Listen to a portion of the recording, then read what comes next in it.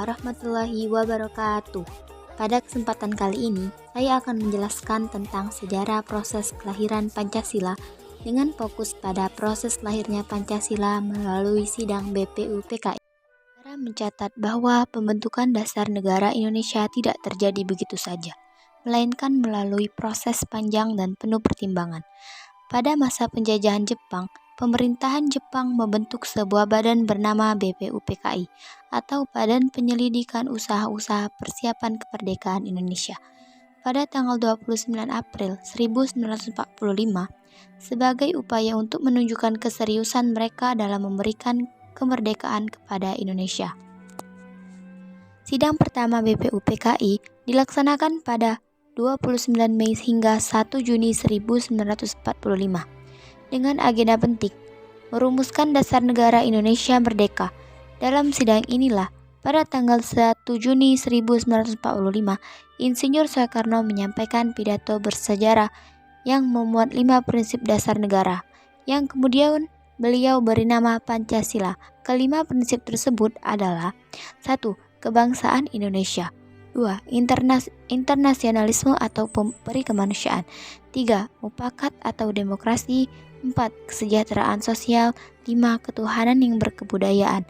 Pidato ini menjadi tonggak awal lahirnya Pancasila sebagai dasar negara. Setelah sidang tersebut dibentuk Panitia 9 yang kemudian pada tanggal 22 Juni 1945 menghasilkan Piagam Jakarta sebagai rumusan awal Pancasila yang kemudian menjadi bagian dari pembukaan Undang-Undang Dasar 1945. Pada tanggal 18 Agustus 1945, satu hari setelah proklamasi kemerdekaan, Pancasila secara resmi disahkan sebagai dasar negara Republik Indonesia oleh PPKI, Panitia Persiapan Kemerdekaan Indonesia. Melalui proses ini, kita bisa melihat bahwa nilai-nilai luhur Pancasila telah tumbuh dari semangat persatuan, toleransi, dan musyawarah.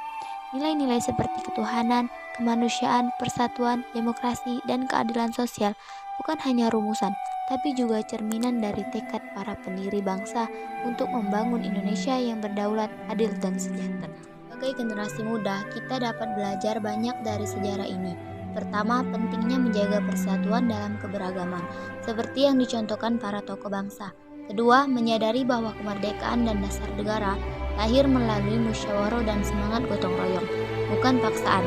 Dan ketiga, kita harus mengamalkan nilai-nilai Pancasila dalam kehidupan sehari-hari, di rumah, di sekolah, di lingkungan sosial, bahkan di dunia digital.